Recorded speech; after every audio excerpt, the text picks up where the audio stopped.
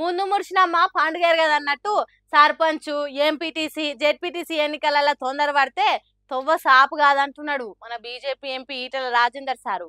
తొందరపడి ఓ కోయిల ముందే కూసింది అన్నట్టు కూస్తే కూతలకు ఇల్వ లేకుండా అవుతుందట. హాగో అదే ముచ్చట చెప్తుంది నుండ్రి. నేను చూసిన దగ్గర మీరు హుజరాబాద్లో అక్కడక్కడ ఒక 2 రకాల దావతులు అయిపోయినాయి ఇప్పటికే. ఎలక్షన్ అంటే మూలకి వెళ్ళిపోతారు. ఏం లేదన్నా అని మొదలు పెట్టే దోస్తుంటాడు, ఏం లేదన్నా అని మొదలు పెట్టేటువంటి కార్యకర్తలు ఉంటారు. కాబట్టి డెఫినెట్ గా డబ్బులు ఇవాటి నుంచి ఖర్చు అయ్యేటువంటి ఆస్కారం ఉంటుంది. కాబట్టి ఇంత ఖర్చు పెట్టిన 8వ తారీఖు వరకు కోర్టు ఏమో తెలియదు. కాబట్టి నేను వాళ్ళను డిమోరలైజ్ చేయట్లేదు, వాళ్ళని ఏదో అయోమయంలో పెట్టట్లేదు. కానీ న్యాయ నిపుణులు చెప్పిన ప్రకారంగా, అనుభవం రాజకీయ నాయకులు చెప్పిన ప్రకారంగా, ఎలక్షన్ కమిషన్ లో పనిచేసినటువంటి బ్యూరోక్రాట్ చెప్పిన ప్రకారంగా మాత్రం ఇది సాధ్యమయ్యేటువంటి పని కాదు, ఇది ఇట్లా జరగదని చెప్పి మాత్రం చెప్తున్నారు. ఇన్నరా ఏమంటుండో బీసీలకు 42% రిజర్వేషన్లు పెట్టి ఎన్నికలు పెడతామని సర్కార్ అంటున్నది కానీ అది సాధ్యమయ్యే పని కాదంటున్నాడు.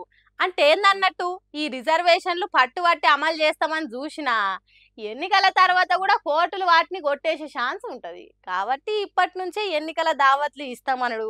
ఇయాలని లీడర్లు ఎంబటి వాడడు మంచిది కాదంటున్నాడు మాజీ మంత్రి సారు. ఇప్పుడు ఇచ్చిన రిజర్వేషన్ ప్రకారం నేనే సర్పంచ్ని, నేనే ఎంపీటీసీని అని గల్లెగరేసి జేబులు ఎంతుంటే అంత ఖర్చు చేసి అడిగిన వాళ్ళ కళ్ళ ఆగిపిచ్చి తినిపించి ఇల్లుని ఖాళీ చేసుకోకుండ్రి. ఇది తొందరపడి ఓ కోయిలా ముందే కూసిందనే ముచ్చట కంటే ఇది బేకార్ అవుతుంది.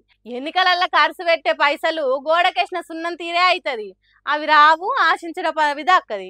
మహారాష్ట్ర రాష్ట్రంలో ఎన్నికలు అయిపోయి గెలిచిన వాళ్ళ ప్రమాణ స్వీకారాలు అయ్యి బాంబులు కాల్చుకొని బాణసంచ వేల్చుకొని స్వీట్లు వంచి పెట్టినాక కూడా ఎన్నికలను రద్దు చేసింది.